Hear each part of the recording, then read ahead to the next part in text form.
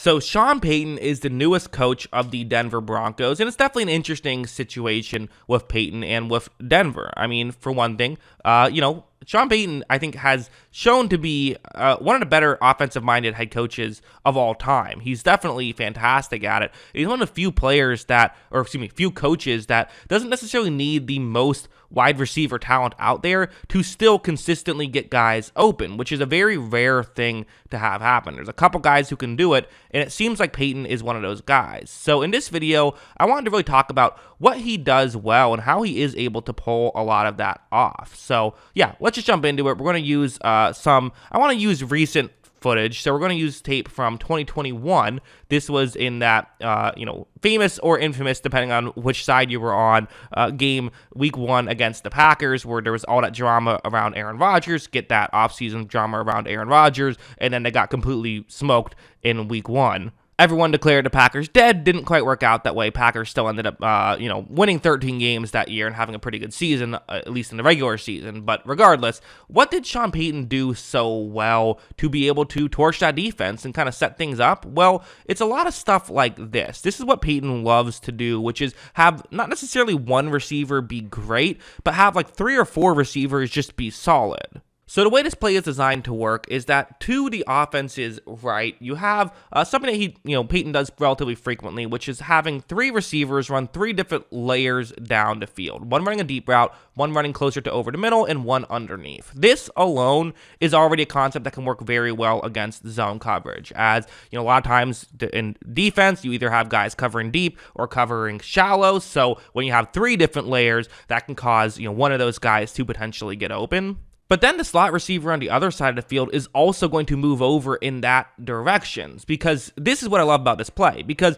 what you typically do to defend what's going on the bottom of the screen is a linebacker or just somebody in general has to pick this up and move closer towards the bottom of the screen. So now having another receiver kind of go and get into that gap, that's, I think, really quite brilliant, actually. I mean, watch how well it works. Green Bay, for the most part, picks up this play pretty well. I would say that's a good job by Green Bay, but again, there's that added layer that's about to come in for the Saints that just you don't see other teams do, and that's just one of those things that Sean Payton brings to the table. Watch, as you see, Winston does a great job, gets the ball over there, and they're able to pick up a first down on that play. It's a lot of stuff like that, where, like, again, you look at that play, and who had to run a great route on that play? Nobody. No one had to run a great route. You had a lot of guys running solid routes, but that's all they had to do, and this is the Payton scheme to a T, with, the Broncos receiving core, who I think we keep saying, like, on paper, this could be really good. We've yet to see that actually happen, and in fact, PFF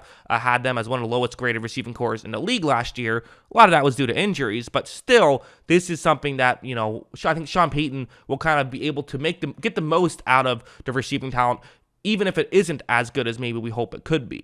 Moving on to this play, sometimes it's not so simple as like those crazy creative plays like I showed you last time. Sometimes you just like, hey, do the simple thing where, in a situation like this, just run a pick play. The Packers are in man coverage right here, so it's a great way to beat this type of coverage, and watch how well it's going to work out. I mean, look, as you see, Winston is going to look over there. You get a player who's wide open. Winston makes this throw, and you're able to get a touchdown on that play. Sometimes it's just simple stuff like that Payton does. It doesn't always have to be the craziest creative play you can come up with. In fact, you can't do that. You just simply can't have a crazy creative play throughout, every play. Like, there's going to be times when you have to just run more simple concepts that teams run all the time, so that way you can win that way. But as long as you're a good offensive play caller who can kind of predict what your opponent is doing, and you can then counter it by running good concepts to beat that coverage, you're going to be pretty good. You also have stuff like this, which again, kind of another example of it, where Washington's going to be in zone coverage right here. And so,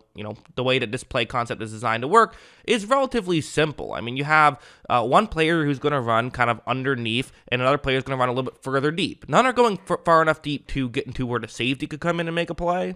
However, the way that it's designed to work is that you only have one player really covering over the middle of the field, and because of that, one player runs further deep, one player runs underneath. You can only cover one of those guys, and hopefully the other one gets open. Now, as you see when this play begins, a linebacker for Washington kind of picks this up. He does read what's going on, but again, that's just a mismatch. You have it's currently Taysom Hill going up against a linebacker. That's a good situation, and the linebacker is very much underneath where Hill is running towards. So this is a good situation for the New Orleans Saints. Now, Jameis Winston's pass on this one is going to be off the money. It was weird because it looked like he got hit. I didn't actually see how he got hit, but I think someone said like his foot got stepped on. I remember I talked about this in a different video. I believe his foot got stepped on right as he was getting rid of the football, and that's what caused the throw to be poor. So again, who cares, right?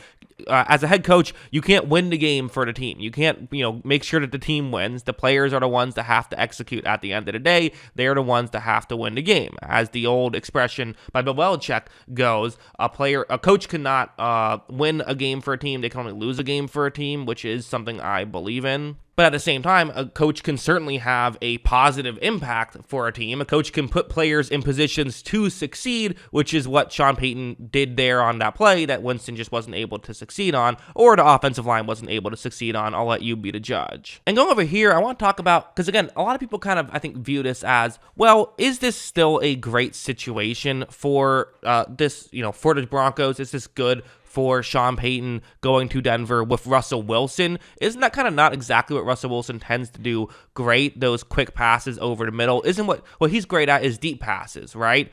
Well, I think Sean Payton can still scheme up some deep passes. This play for Washington is going to be a cover 3 zone, but it's a bit of a disguise. That's the way that they're doing this. And Payton loves to have his deep routes because they do several different things. Like what you see on this play, the deep route doesn't have to get open here, but if it doesn't get open, well, then you're taking the safety away, and you're, again, making it easier for other guys to get open. On most of these plays, we have had deep routes. However, this time when it begins, largely due to the disguise, the safety isn't able to pick that up right away. And this happens. When you have the Sean Payton scheme, there are going to be opportunities to push the ball down the field, as you see right now. So for Jameis Winston, who, he loves to throw the ball deep as well, his eyes are certainly very big right now. As you see, Winston does push the ball down the field. They are able to pick up a big completion and get into the end zone for a touchdown. So I do think these things could happen with Russell Wilson as well. So do I think this is a great fit? I do. I think it's a great fit. I think it's actually exactly what the Broncos need, and I do think that